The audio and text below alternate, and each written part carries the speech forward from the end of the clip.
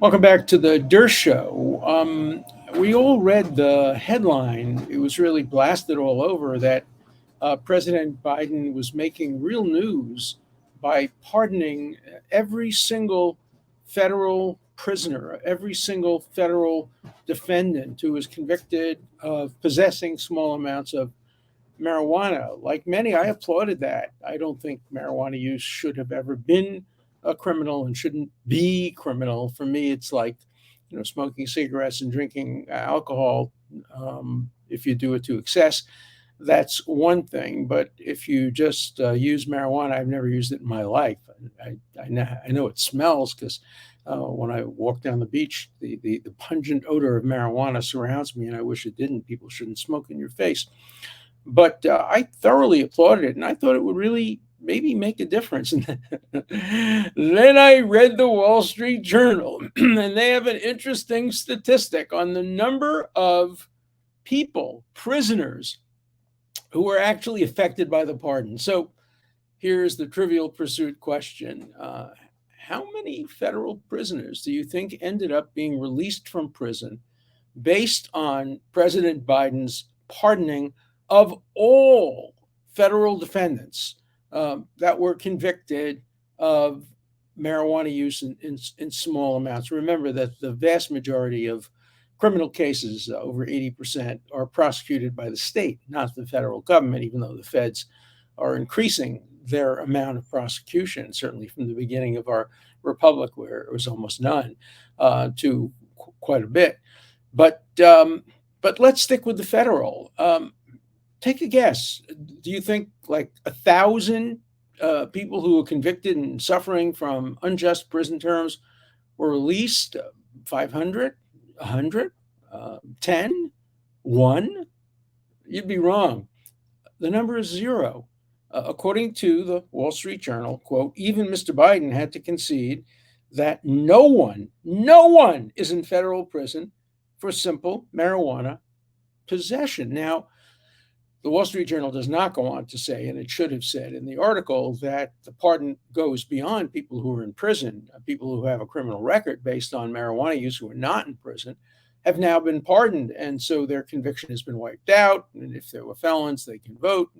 So it did have an impact, but it didn't have an impact on the prison population. And the reason it didn't have an impact on the prison population, and almost nothing will have an impact on the prison population without endangering many Americans, is that the vast majority of people in federal prison and in state prison, but in federal prison, are there for committing violent crimes. Violent crimes are the major reason people are in prison. And let's see, 58% of people in prison by states have been sentenced for violent offenses, 15 for property offenses, 14 for drug offenses, and only 4% for drug possession. Put another way, drug offenders are less than a quarter of the violent offenders. And, one cannot escape the tragic racial element of this large number of prison inmates. I'll give you again from the Wall Street Journal. I'm not convinced these data are completely correct, but I'm sure editors went through it. It says in the Wall Street Journal, nor would releasing drug offenders do much of anything to address the racial imbalance among inmates, which results primarily from the fact that blacks, this is according to the Wall Street Journal, are about 13% of the U.S. population, and yet are responsible for almost 2/3 of the nation's violent crimes. That statistic has to take into account the fact that African Americans are arrested more frequently, all things being equal. They are more frequently sentenced to prison, more frequently sentenced to long prison terms. So the statistics are somewhat skewed, but not skewed to the point of eliminating the reality that 13% of the U.S. population are responsible for almost 2/3 of the nation's violent crimes, even if it's only half or even if it's only a quarter. That is disproportionate. Now, there are many reasons for that, many causes: poverty, other factors, discrimination. But it's still tragically a fact that violent crimes are disproportionately committed by certain groups. Now, the Wall Street Journal also doesn't mention that the vast majority of victims of violent crimes are also African Americans because, as a politician once said, all politics is local. All crime is local, not all, but almost all. The vast majority of violent crimes are committed against people who are either known to the criminal or live in neighborhoods adjoining where the criminal lives. It's rare. It happens, of course, that people from one community or one state travel and create victims of people who live far away. That's possible, but for the vast majority of cases, the victims and the perpetrators come from the same areas and tend to be racially similar. So how does one deal with this problem? There are too many people in prison, but there's no free lunch. By simply freeing the nonviolent, what happens? Very few drug users are freed because there are very few drug users in prison. And if you say let's free other non-violent criminals, who are you freeing? You're freeing largely white collar, white defendants, white prisoners. The only way you get to free substantial numbers of African American prisoners is if you also begin to free people who have been convicted of violent crimes. That's not particularly popular today. We saw what happened to the uh, district attorney of San Francisco, somebody I've known for a long time. He was booted out of office. We're now seeing complaints about the district attorney of New York and other parts of the country. It used to be that DAs and attorneys general were the best candidates for higher office. Now, not so much because either you're for releasing people from prison, which means often violent criminals, or you're not, which means maintaining the racial imbalance that we have today in imprisonment. So it's a real dilemma. And although again, I supported Joe Biden, probably will vote for him again if he runs for office. Many of my viewers and listeners disagree with me, but that's my position. I don't think he accomplished very much by pardoning drug users. I'm glad he did it. He should have done it, and he should have done it quietly without fanfare. And he should have made it clear that this is not having an impact on prison populations, which are too big. Now, Americans have one of the highest percentages of prisoners, not nearly as high as Iran or China or, the really bad guy countries in the world or Russia, but higher than other Western democracies. But that's partly because there's much more violent crime in America, and here I'm going to run into my colleagues and associates who believe that the Second Amendment is absolute and that guns don't kill, people kill. No, guns kill. It's people with guns who kill, and there's no way. And I challenge any of my listeners, write me about that. There's no way of in any way describing or accepting the fact that we have the highest rate of violent crime, the highest rate of violent gun crime of any country, any Western democracy, and maybe of any country in the world today. And we also have the highest rate of gun ownership. It's no coincidence. The very high rate of gun ownership substantially contributes to the very high rate of gun crimes. That doesn't mean we can solve it by eliminating the Second Amendment, which we shouldn't do. It's in the Constitution. We shouldn't do it by amendment or by any other way. But let's assume we can figure out a way of allowing the government to take back guns from people who didn't have proper procedures, et cetera, et cetera. People aren't giving back their guns. I mean, guns are here to stay. And we're not going to solve the gun problem and the crime problem simply by law. Now, some countries have been quite creative um, they have bought back the guns. What they've done is offered very considerable rewards for a gun that's worth $100. They've offered $500 or $1,000. Look, lives are worth more than $500 or $1,000, and people have turned in guns as the result of that. But again, are the criminals going to turn in their guns? Who's going to turn in their guns? People who need the money, obviously, but it's not going to solve the problem. We may be beyond the solution to the problem. It may be that guns are here to stay and violent crime is here to stay.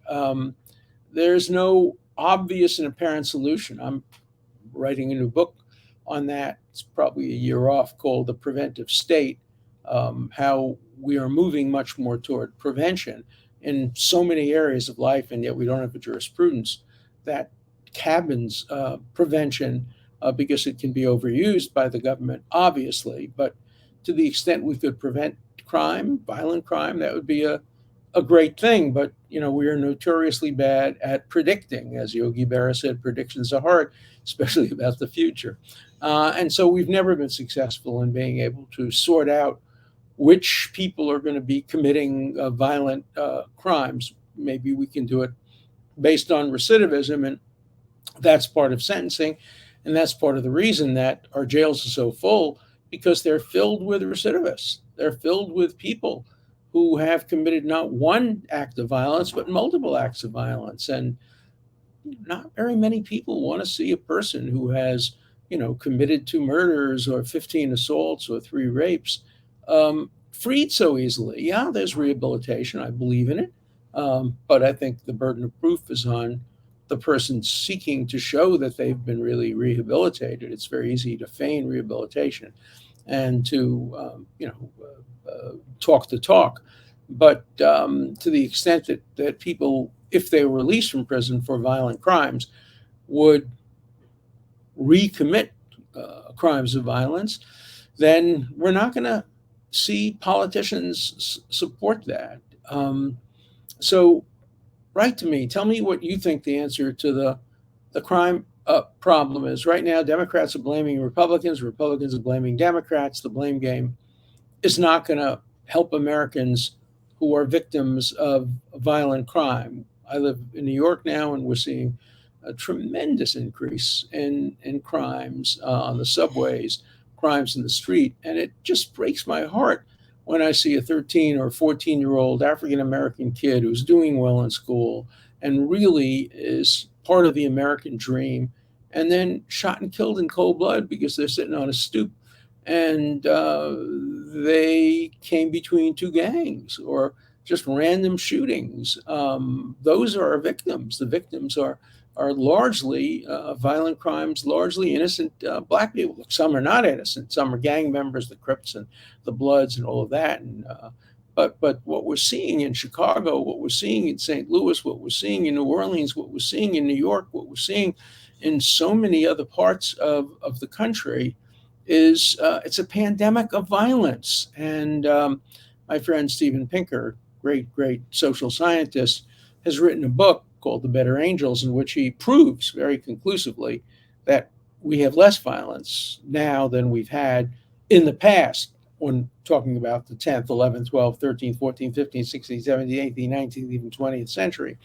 We have less violence, but we still have far too much. And again, it tends to be focused on a particular community. So, yeah, we have a serious racial problem in America that we have to confront, but we can't confront it with simple-minded solutions by just saying empty out the prisons.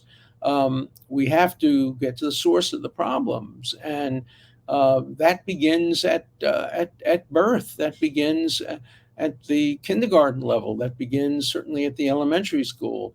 It's too late by the time you get into college, and you have to have debates, as the Supreme Court will soon have a debate about whether race can be taken into account in college admissions. The issues come earlier, and the issues are profound and deep, and they can't be ignored, and they can't be just glided over by saying, I'm going to pardon nobody, or I'm not going to let anybody out of prison, but I'm going to pardon all drug offenders. I'm surprised uh, that it took the Wall Street Journal to teach me. I'm a professor of criminal law.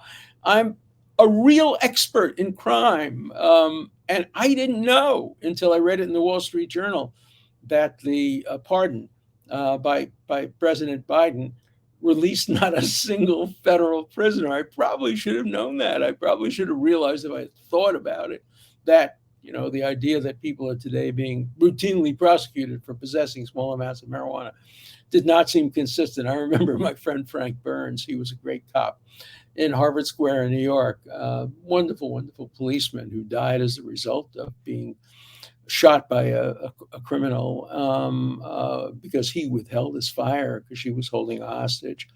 But he used to be the cop around Harvard Square. And when he caught a college student with a small amount of marijuana, he always had a way of dealing with it. He would take the student and he would make the student throw the marijuana down a sewer opening. And then late at night, 3 in the morning, you'd see kids kind of fishing around trying to dig up the marijuana, but it hardly ever worked. But in that case, the punishment truly fit the crime. Um, Obviously, nobody should go to prison for smoking marijuana or drinking alcohol or smoking cigarettes. But that's not the problem. The problem is a much more serious one. What do we do with people who kill, people who rape, people who rob at gunpoint, people who assault, people who endanger the lives of innocent civilians of whatever a race or background? And that's a problem that President Biden hasn't addressed. I don't believe the Democrats have satisfactorily addressed it. I don't believe the Republicans have satisfactorily addressed it. And I'm interested in what your opinions are on how to confront this problem of increasing crime. So let's turn to some of the letters. All right, I'm being sick and dead tired of hearing everyone bitching about everyone else being anti Semitic. It makes me anti Semitic. Well, if the shoe fits. Then I guess I'm also guilty. And then some curse words. Can you all stop virtue signaling and bowing the knee to the Jewish people? God will sort everything out in the end. Now, did you ever need proof that there is a growing amount of anti Semitism? I mean, this is a classic anti Semitic a letter. There is growing anti Semitism. Anti Semitic crimes have been increasing. They are now more than crimes committed against other people. And even if there was a small amount of anti-Semitism, a small amount is too much. And it's interesting because very few people pass my test. The test I set out the other day is: you're a Republican, you're a person of principle.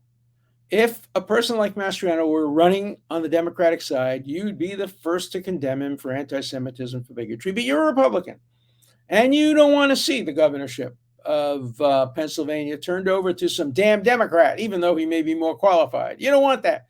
Are you prepared to do what I do all the time and say, I'm putting principle above partisan politics? As I said, I will not vote for Bernie Sanders, even if that means the Senate or the presidency going to the opposite party. I will not do that. I have principles.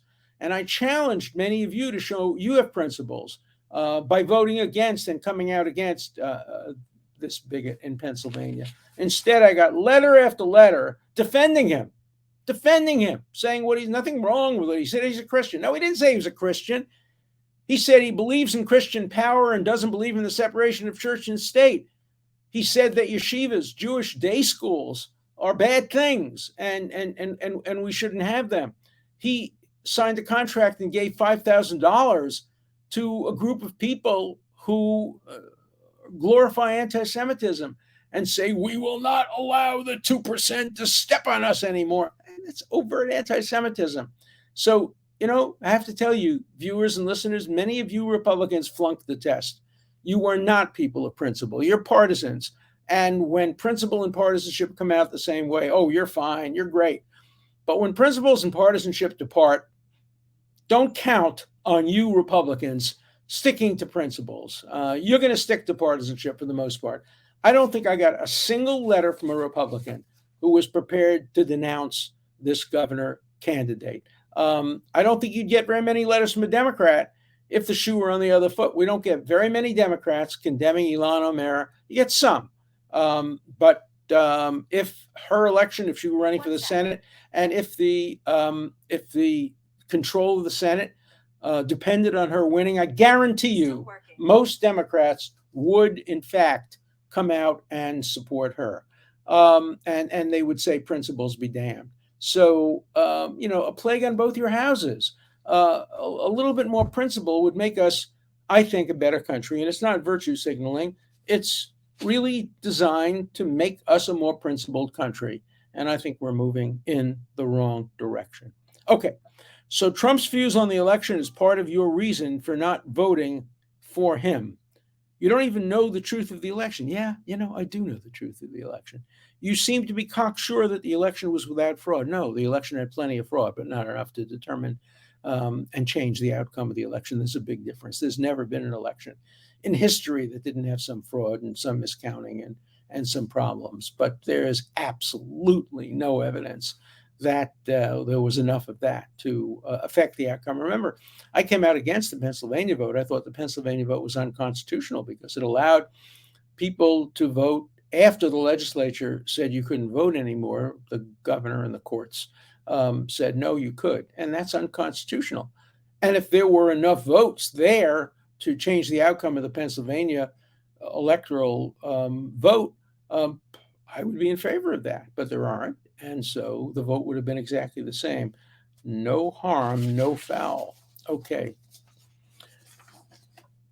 Students should not, this is about Berkeley, students should not be forced to choose between identifying as either pro-Palestine and thereby anti-Israel or pro-Israel and thereby anti-Palestine. Students can advocate for Palestine and criticize Israeli policies without denying Israel a right to exist or attacking the identity of other students. The Jewish Students Association of Berkeley Law wrote in a rebuke to that policy. They're 100% right. I am critical of some Israeli policies, just as I'm critical of some American policies. I'm a real patriot. I love America. I would, do anything to support America, but I'm critical of some policies, no matter who the president is. I was critical of some of Trump's policies, some of Obama's policies, some of Clinton's policies, and some of Biden's policies. But only with Israel, if you disagree with their policies, too many people on the hard left say they don't have a right to exist. That's just plain ordinary bigotry. So here's one that relates to that.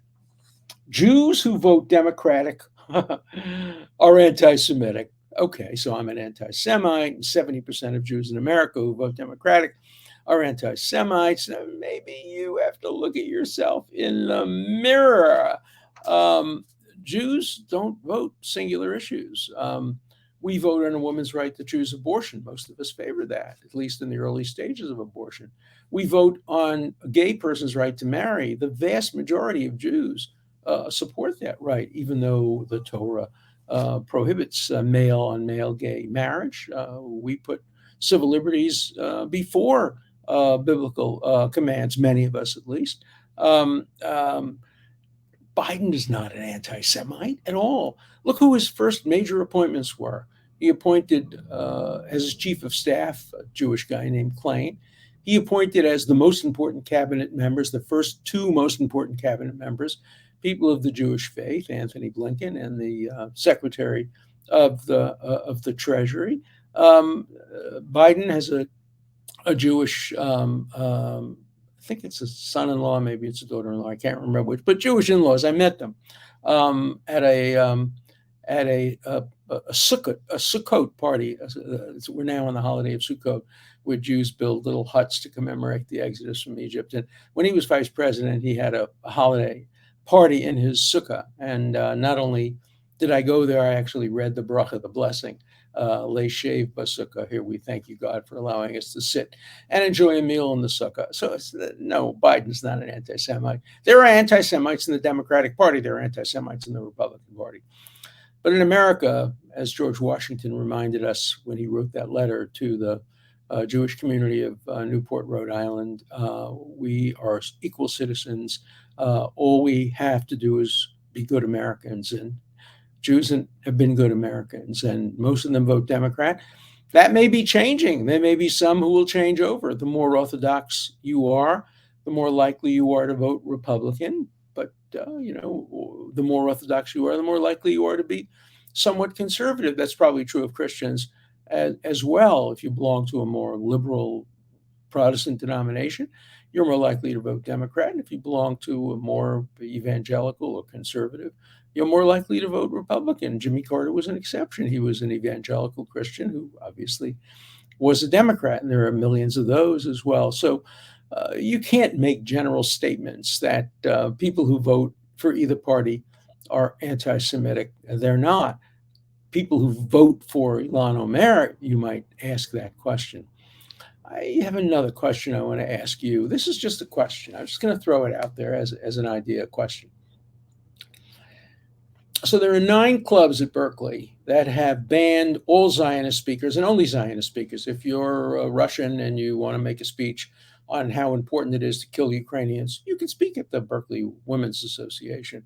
If you're David Duke and you want to talk about racial inferiority of blacks, you can talk about at the Black Student Association. There's no rule about that. The only rule is if you're a Zionist, you can't talk about anything. You can't talk about tax policy. If you're a Zionist, you're totally excluded. So here's my question to you. What would you think if some organization made public the names of the officers of these organizations, or even their members, the ones who didn't quit? Some quit over this, but most didn't, and circulated those names to law firms and to judges, saying, you ought to know before you pick somebody to be a lawyer that he or she belongs to a club like the Ku Klux Klan. If they belong to the Klan, obviously, law firms would like to know about it. But these are left-wing Ku Klux Klans. They discriminate against Zionists, which in their case means mostly Jews, because 90% of Jews support Israel in the sense of Israel's right to exist. Now, there are all kinds of civil liberties implications, obviously. Do we really want blacklists? Do people have the right anonymously to vote for bigotry? But I would ask the question on the shoe on the other foot. If a Ku Klux Klan group started at Berkeley, first of all, Berkeley would never allow it to start, so let's understand that. But let's assume it started at Berkeley. And let's assume it said no black people will be allowed to speak, or anybody who supports Black Lives Matters will not be allowed to speak. Would you be opposed to the student newspaper disclosing the names of the 15 people who belong to the Berkeley Ku Klux Klan? Would you be opposed to them naming the president and the vice president and the treasurer, and or naming all those who voted for the ban? And if you're not opposed to that, why are you opposed to naming the names of students who belong to the women's group, the gay group, the South Asian group, and the 6 other groups that voted for this bigoted ban on Zionists and on any subject, no matter what? So I'm interested. Write me about that and tell me what you think. I'm of two minds. I haven't made up my mind on that. I understand the arguments on both sides. So maybe you can help me formulate my opinion. See you next week.